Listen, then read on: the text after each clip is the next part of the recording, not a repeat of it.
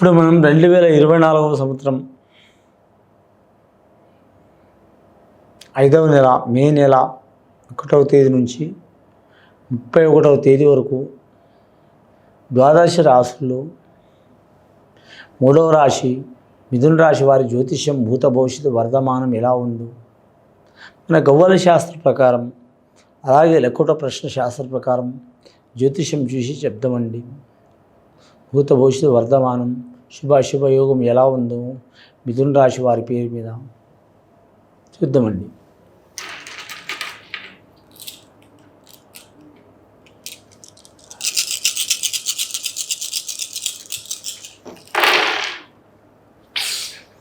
మిథున రాశి వారి పేరు మీద మాత్రం పంచమహారుషి గవ్వలు పడ్డాయండి. 5 గవ్వలు పడ్డాయి. పంచ పాండవులు అంటారు, పంచమహారుషి గవ్వలు అంటారు. చాలా వరకు మాత్రం 5వ స్థానం అంటే చాలా వరకు శుభస్థానం అండి. పంచ పాండవులు వనవాసం అనుకుంటారు కానీ వనవాసం కాదు, వారు వనవాసం చేసినారు కాబట్టి వారికి ధర్మబద్ధంగా న్యాయబద్ధంగా చట్టబద్ధంగా వారికి అధికార యోగం వచ్చింది. ఎన్ని తిప్పలు పడ్డా ఒక బాటకు వచ్చింది.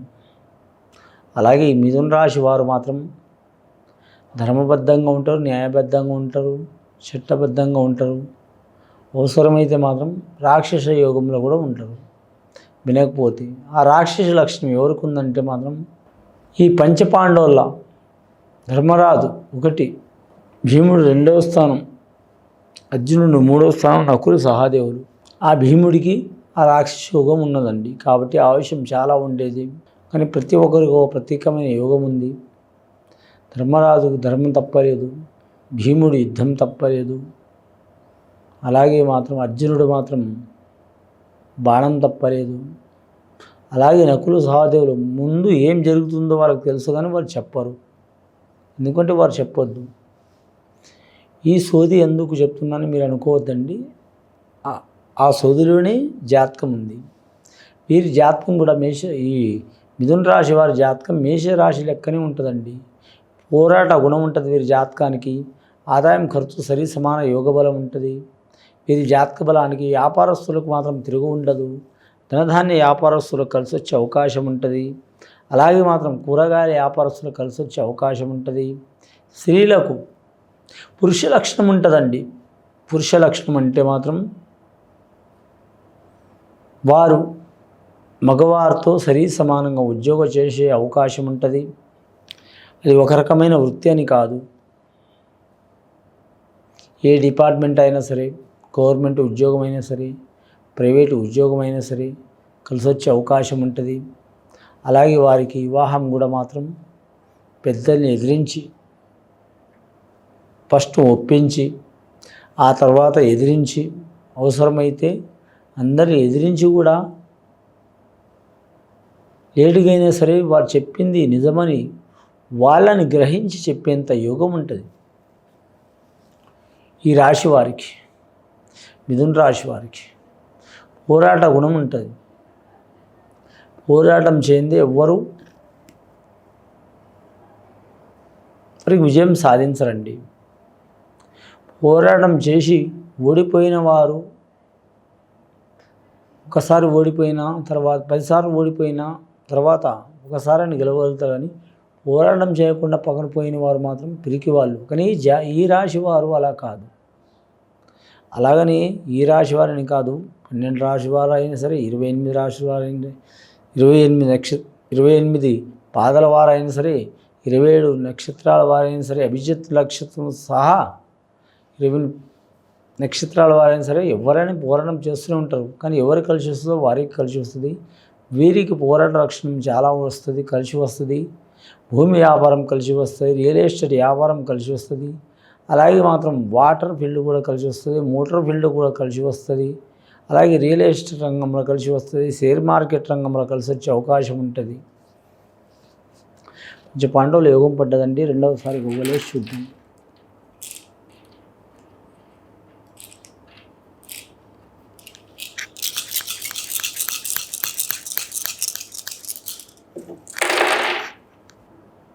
రెండవసారి గవ్వలిస్తే వీరు జాతకంలో పడ్డాయండి 6 గవ్వలు పడ్డాయండి. శుక్రమహారదశ జాతకం.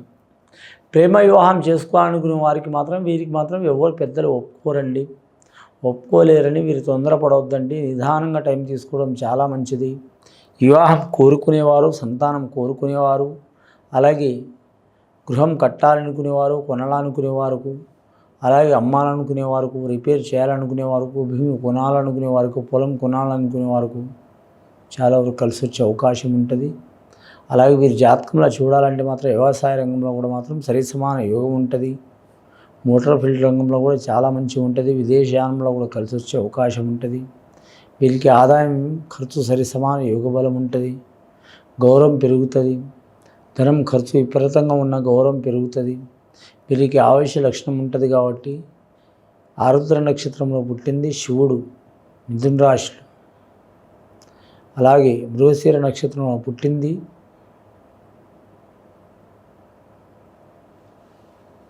కొన్ని యోగ బలాలు మృగశిర నక్షత్రంలో వారు కూడా మండివారు కాబట్టి కలిసి వచ్చే అవకాశాలు ఉంటాయి. మొత్తం వీరి పేరు మీద గవ్వలు పడ్డాయండి మాత్రం 11 గవ్వలు పడ్డాయండి. మూడవసారి గవ్వలేసి చూద్దామండి.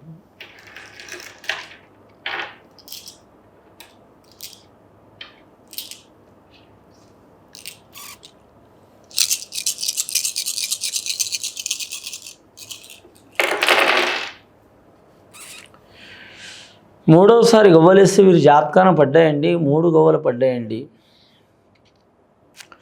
కానీ 3 గవ్వలు మాత్రం గురుగ్రహ కారకుడు, చాలా గురుబలం ఉంది వీరి జాతకానికి. విద్యార్థులకు కలిసి వచ్చే అవకాశం ఉంటుంది. అలాగే వీరి జాతకంలో చూడాలంటే మాత్రం ధనార్థులకు ధనయోగంలో కలిసి వస్తుంది. సంతానం ఉన్నవారికి సంతాన యోగంలో కలిసి వస్తుంది. అలాగే వివాహమైన వారికి కలిసి వస్తుంది. వివాహం కాని వారికి కూడా కలిసి వస్తుంది. కానీ వీరికి రుణ చిక్కులు తప్పవండి. కొన్ని వేల కోట్లున్నా కూడా, కొన్ని వందల కోట్లున్నా కూడా, లక్షల కోట్లున్నా కూడా, కొన్ని 10 కోట్లున్నా కూడా, 10 లక్షలున్నా కూడా మాత్రం రుణం తప్పదు. ముఖ్యంగా మాత్రం రుణాని యోగం రూపేణ గంధం అన్నారు పెద్దలు.